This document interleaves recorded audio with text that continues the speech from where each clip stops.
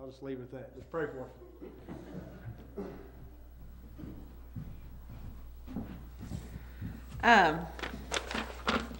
Yeah, you might want to pray for yourselves having to listen to us up here. We might ramble on, but I received these thoughts that I'm going to talk about today whenever I was at the encounter, and whenever they would start speaking about certain subjects, the Lord would just start flooding my mind. And this certain subject, I was just writing, and then I prayed someday the Lord would give me an opportunity to speak about it. And He gave me this opportunity on what I would maybe say is about the worst timing for me. I didn't have a very good week as far as work goes or as far as my marriage went or anything. I just didn't have a very good week. So I'm thinking, great timing, Lord. But He answered my prayer, so I'm going to try to be obedient, and maybe I needed to hear it again right now is why He gave me this timing. So just be with me. The topic is about marriage, and I told Jeff this morning, whether we like it or not, sometimes I have just complete people I don't even know that well say, I know so-and-so that goes to church with you, and they say you and your husband are an example for a marriage, and I'm thinking, whoa, I don't know about that. But sometimes whether we ask for it or not, people are looking at us to be an example. So I've written down my thoughts, and hopefully I can follow them and it'll make sense to everybody. It says, like anything that runs years or decades or even lifetimes, there are different phases. There's ups and there's downs. A very wise woman once said to me, an older Christian woman, she said to me, there are seasons of marriage. And she said this to me in a time when one of my friends was about to get divorced, and I thought, basically what she's saying is you young people just need to suck it up and get over it and deal with unhappy times. But I took that, there are seasons of marriage, and while I was being spoke to at the encounter, I got lots of thoughts on that.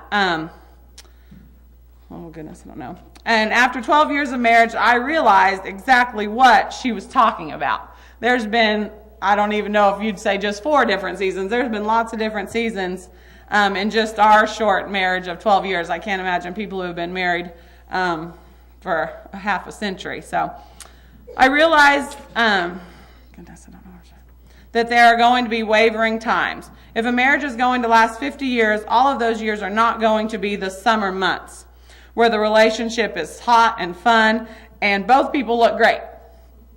It won't even be like the spring months where everything is blossoming, everything's alive and beautiful and seemingly perfect. There will come a time when it is fall. All of what you have had is slowly dwindling, maybe without you even noticing it. Then one day, what was beautiful and wonderful seems to be just laying on the ground. This is not a season we like to talk about, but when just as many Christian marriages are ending in divorce as non-Christian marriages are, we have to realize that it's a problem.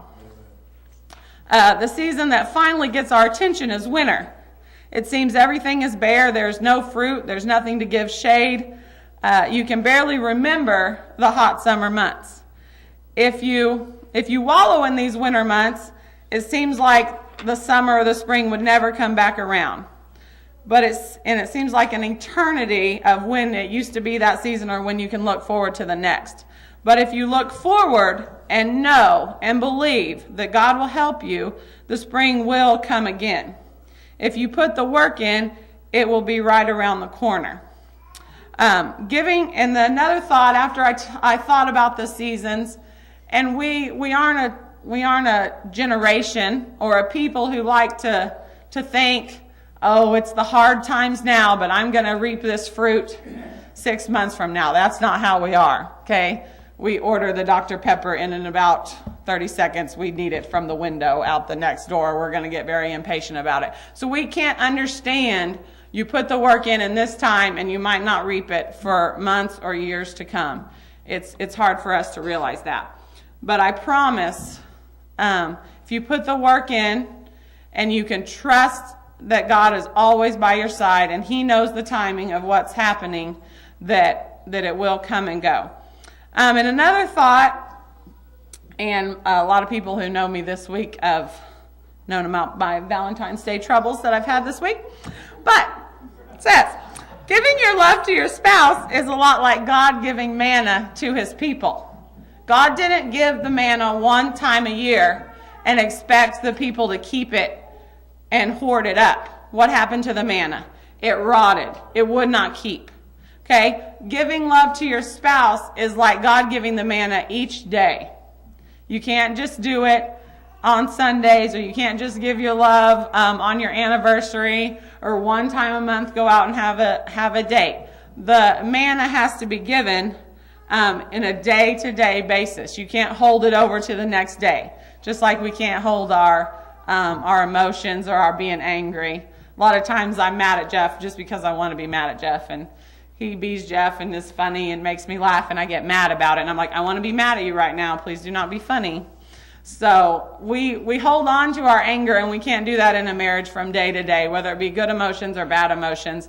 They have to come in a day and live in it and go by. So I have, maybe this was just for me because I had forgotten the emotions that I had this summer when I was at the encounter. But I hope even young people who aren't married yet, that you will remember that marriage was designed for a lifetime. It won't always be like it was the day you got married. And seasons will come and seasons will go numerous times if your marriage lasts a lifetime like God intended. So just be patient and obedient to God.